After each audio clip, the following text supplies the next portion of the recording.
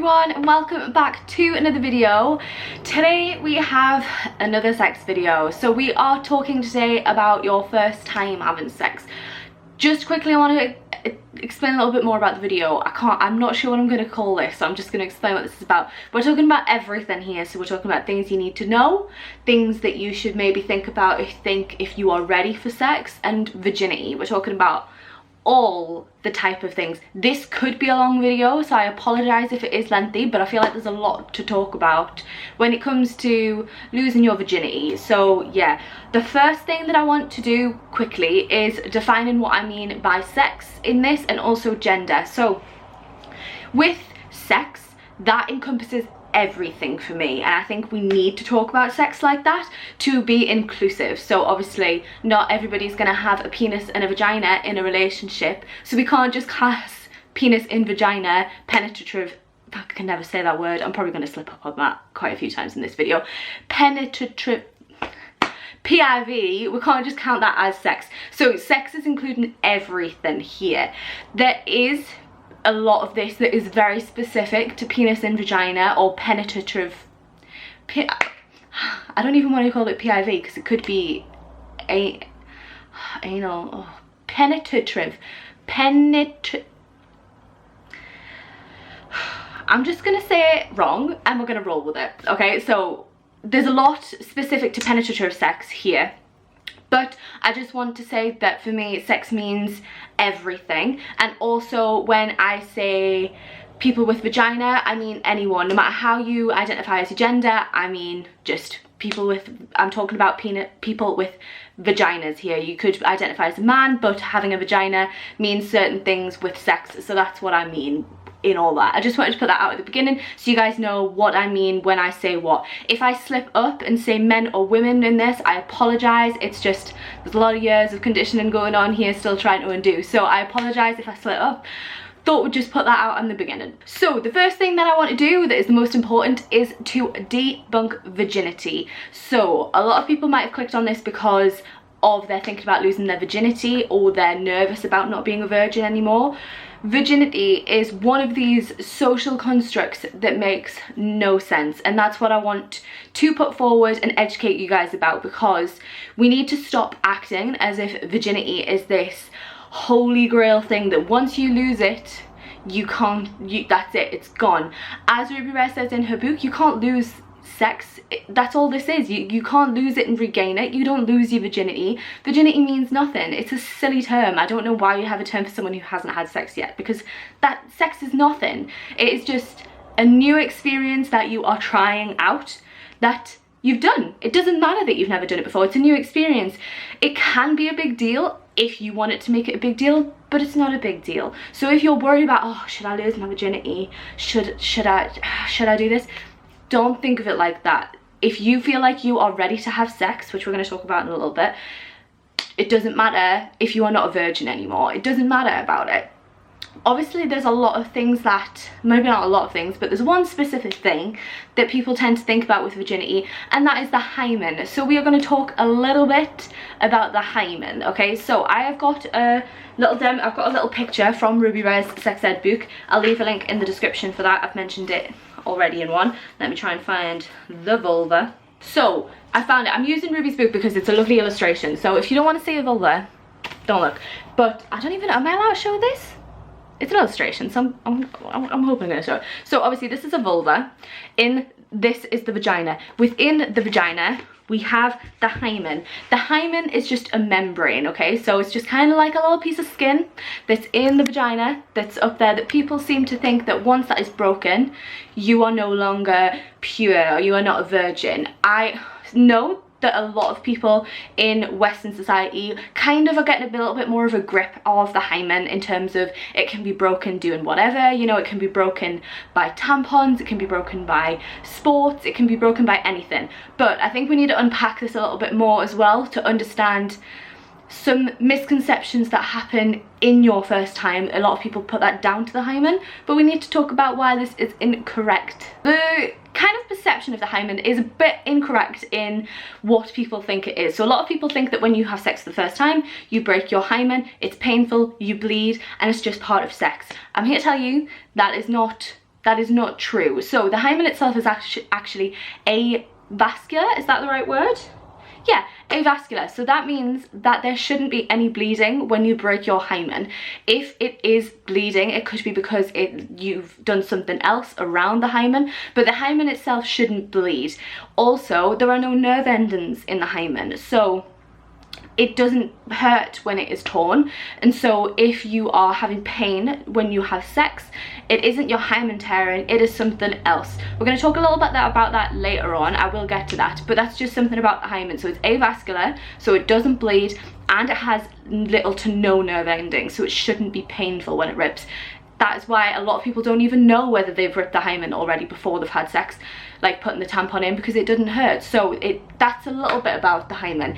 There isn't really a known function of the hymen. There's theories going out there. Some people think that it's to protect the vagina when you're young because it's thicker when you are born. So some people think it's just for protection, but there isn't really a known like reason for why we have it.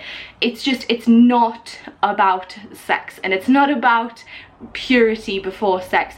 The hymen is completely different for everyone. Like, people have different shapes, people have different like perforations, so different holes in it.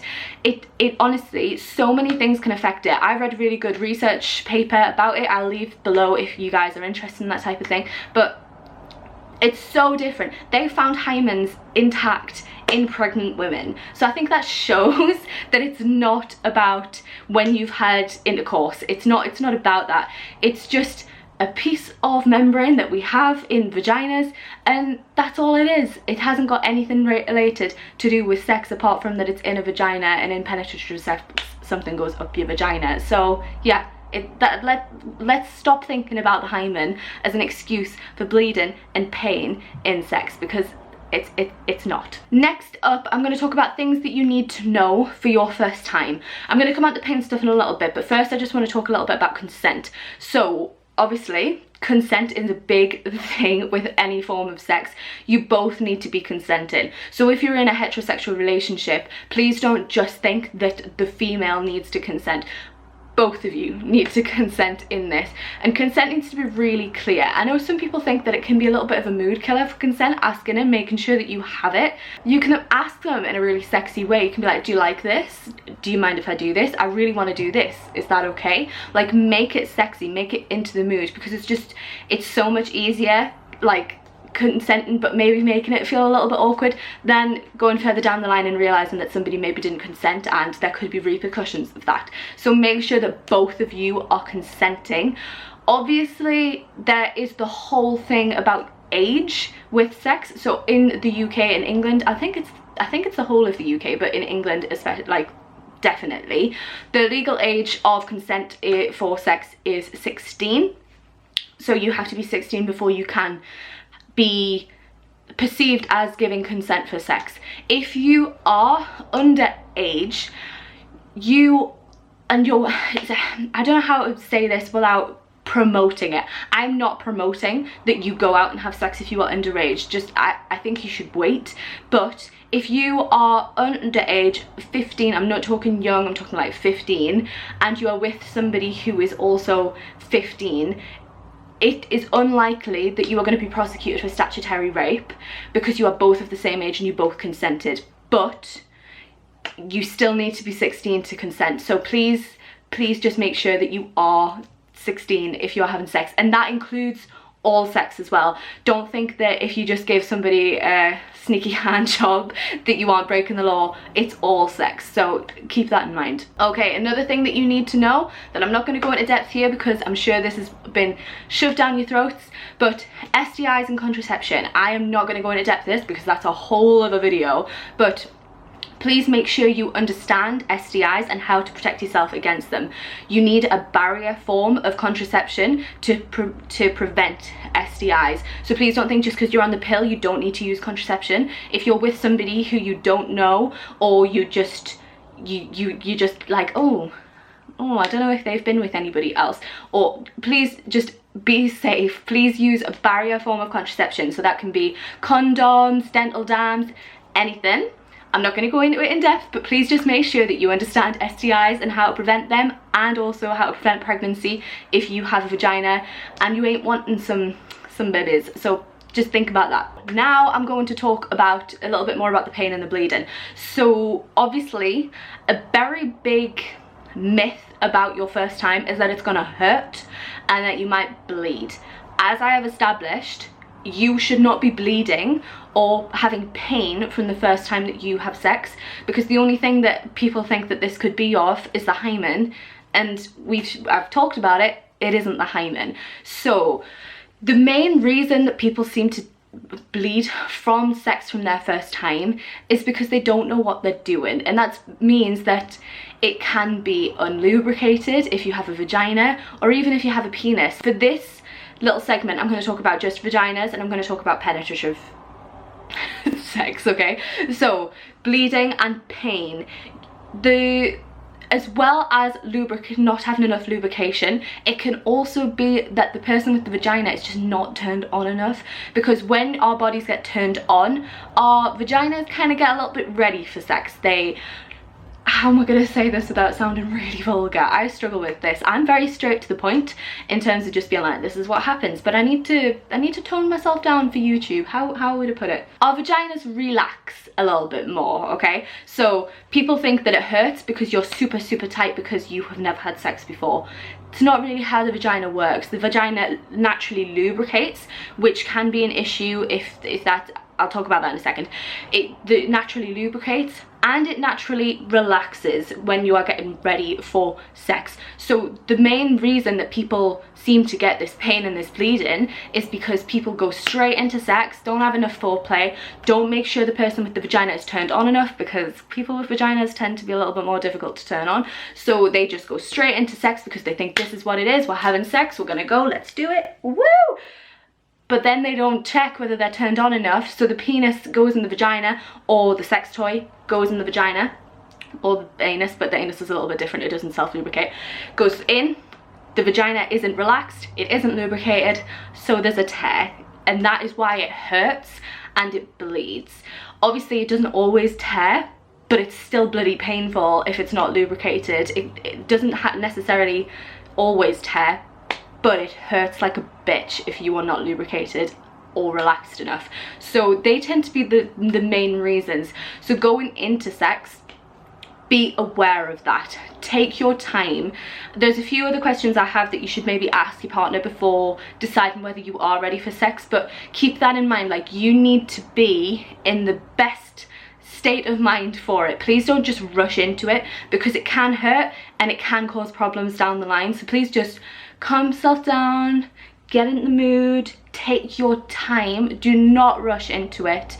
If there is bleeding and pain, that doesn't have to be, like, that doesn't have to be the case. So if it does hurt, if you do start to bleed, stop.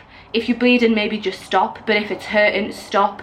If you want to, reset a little bit, slow yourself into it this time. You don't have to try again if it hurts. If that's enough for you, just bin it off, that's okay. But if you want to, just reset, take a little bit of time with your partner or partners, and just go back into it at a better pace for you. If you are the person with the penis, please keep this in mind, or the sex toy, sorry, please keep this in mind. You need to take it at a pace that is okay for the person with the vagina. You need to make sure that they are ready for insertion. Like, you need to just keep the pace at what they need and make sure that they're ready for that insertion before anything happens, to avoid this pain and possibly ripping. One thing as well that I want to mention with sex, is one thing that you might want to know, is that there can be a very strong connection that comes with sex.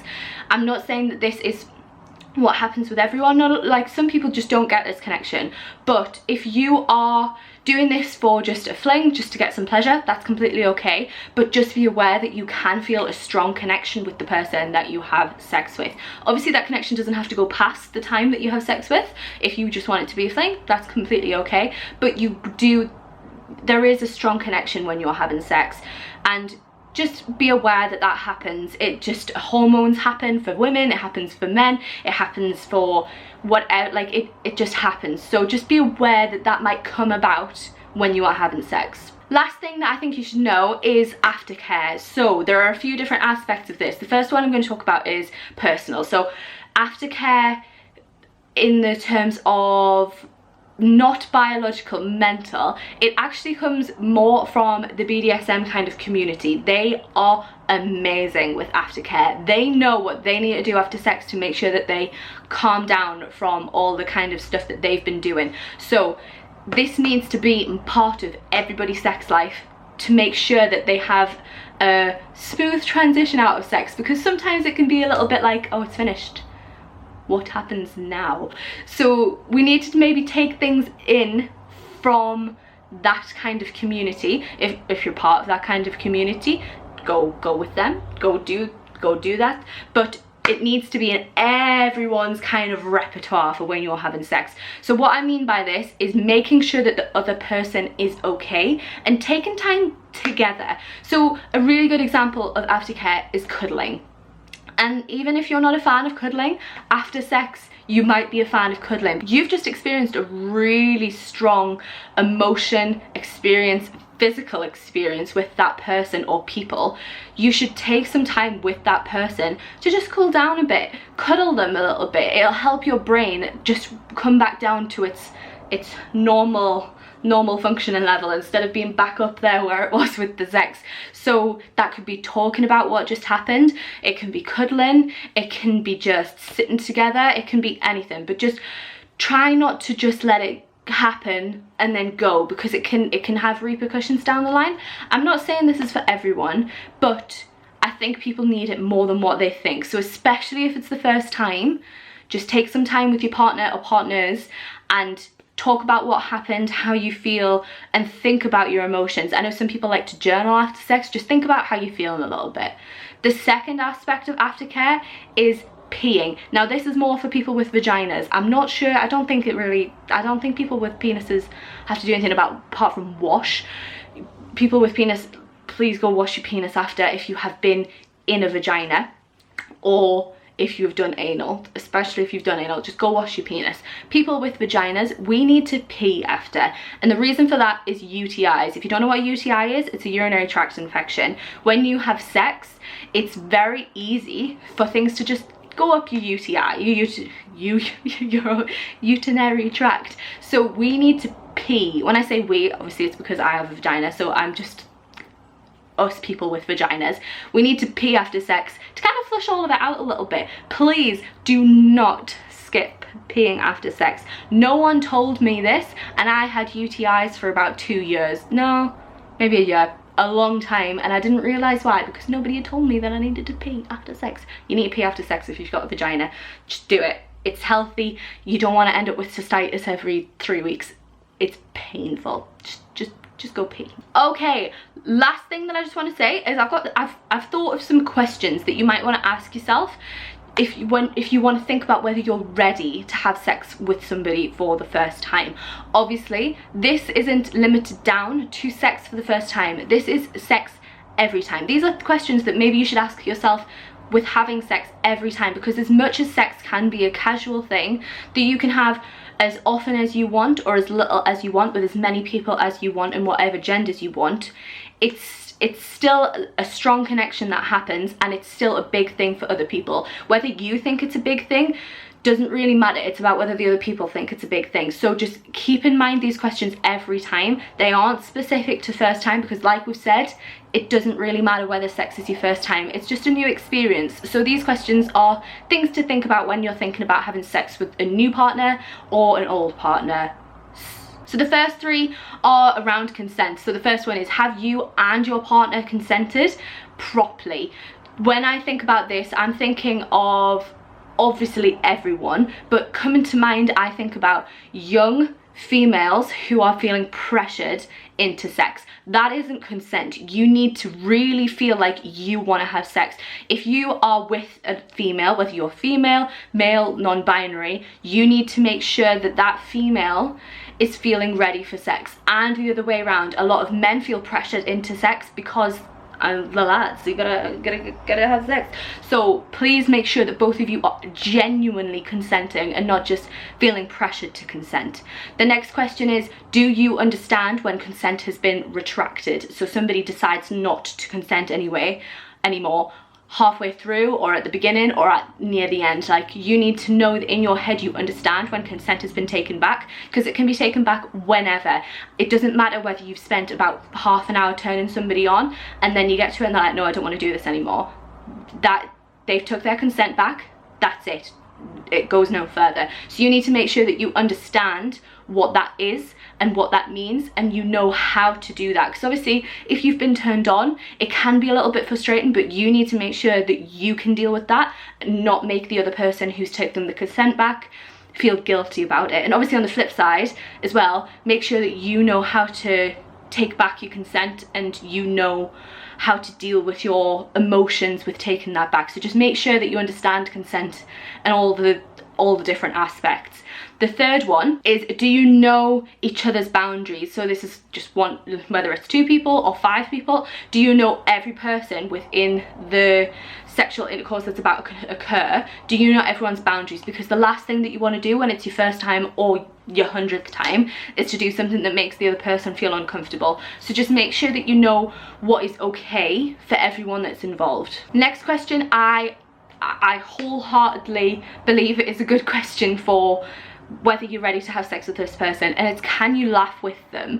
I just think that you need to be able to laugh with that person, because you need to understand this, that sex isn't like what it's like on the movies. Things can go wrong, things can happen that you don't want to happen, and that, by that I mean like you can fart, or like things like that can happen. I don't want to scare anyone, but things can happen unexpectedly, or you could do something that doesn't work out. Like, you could try a position and then just be like, nah, that, like, I've got a headache, my head's banging. Like, no, you need to understand that it doesn't go smoothly. So I think it's really important that you need to be able to laugh with that person. If something goes wrong, you don't want to be thinking, oh my god, this is gonna go so bad, they're gonna absolutely rinse me. Like that, no. Just, you need to be able to laugh with the person and feel completely comfortable with them, because this experience doesn't always go smoothly. And alongside with the comfortableness with that person, are you comfortable with them seeing all angles of you? And I understand that this can be a bit of a touchy subject for a lot of people who have like body image issues or self-image issues, but in sex it isn't all pretty angles, you know. Like, you're seeing people from like this angle, you're seeing people with like double chins, you see every bit of them, especially if you are having sex that involves you being fully naked. They are seeing your whole thing. So are you comfortable enough for them to see all that? Because you can't control it. Sometimes you're just in the moment, and then you're in a position, and after you're doing it, you're like, oh my god, my face was smushed up, my chins were up, my arms were all over. Like, sometimes it just happens. So you need to make sure beforehand that you're going to feel comfortable in it, and afterwards if you are in those little bit odd positions. Oh, and also noises. Like, sometimes, like, when you have sex, if you haven't had sex before, you might not know that the noises aren't really voluntary. Some people do make them voluntarily, but the noises just come out. Like, I don't choose what noises I make. So make sure that you're comfortable with people hearing the noises, because the last thing that you want in sex is to be thinking about all these things at the same time. You want to be able to just be in the moment and enjoy it and focus on the pleasure that you're getting, rather than being like, oh my god, what noise did I just make? Oh my god, my face. Oh my god, my body. Like, you don't want to be doing that. It's the last thing you want. So just make sure you're comfortable with them seeing all of you at any angle, and noises. You need to be comfortable with that person. Also, another thing with comfortableness, I keep looking at my notes and then realizing it's all about being comfortable, is, are you comfortable with them to clean up a mess? Sometimes sex is messy. You have things like lube, cum, sweat. You get sweaty during sex. Like, are you comfortable with that person to be sweaty and to touch their sweat? Because if you're touching them, you do get the sweat on them. So are you comfortable with that? Like, you need to be at a mature enough level in your head, and they to be a mature level in your head, just to be like, yeah, there was a mess, it doesn't really matter. Sometimes it can be blood with what's happened, it can be anything. So just make sure that you're comfortable and know that there can be a little bit of a mess, and you need to just be like, yeah, it happens, and hopefully your partner can be like that as well. Last one is a little bit of a serious one, and it is, do you think that they could ever harm you? And by that I mean in terms of things like revenge porn and also rumors. So if you think there's a chance that this person could use this sexual experience against you in a way that they could just be like, oh, guess what they did, or like they actually filmed it, like, please don't be with that person. Please make sure that you know that person and you're pretty confident that they're not going to do anything like that. Obviously at different stages in your life, and when things are like one night stands, you don't have time to just be like, oh, what kind of a person this is. But when you are in something like school, if you are younger, or a workplace, think about those types of things, because if things get malicious down the line, that could happen. And obviously in an ideal world it wouldn't really matter, people wouldn't care what people did in the bedroom, but in a workplace or a school it can come into play. So just think about whether that person you think could be malicious towards you with sex, because unfortunately it does happen. Okay, that is going to be it from me. I've rambled on for like nearly half an hour, so I'm going to leave it there. I'm sure there's plenty more that I could say, and I'm sure there's a lot more questions people have. So if you do want to ask me any questions about this, please just comment below, or you can go into my description box of this video and I have a link in there where you can ask me questions anonymously, because I know with things like sex it can be, some people do feel a little bit embarrassed asking them, so I've put that link in there so you can ask me any questions and I can do another video and answer them or anything like that. So yes, I feel like I need a breath after talking for that long. That is going to finish this video. I hope it was useful. If you have anything you want to share with other people, or other things that you think people should know, please comment them below, because that's happened in some of my other videos with my contraception one and even things like my Erlands, and I think that really helps other people. So please do that if you feel comfortable enough to. If you guys have any other requests for videos you want to see, contraception, other things regarding sex, please just let me know and I will get on them, because I love doing sex content. So yeah, that is going to be it. Thank you for watching. Please make sure to like if you did enjoy and subscribe if you are new, and I shall see you in the next one, chickpeas. Bye.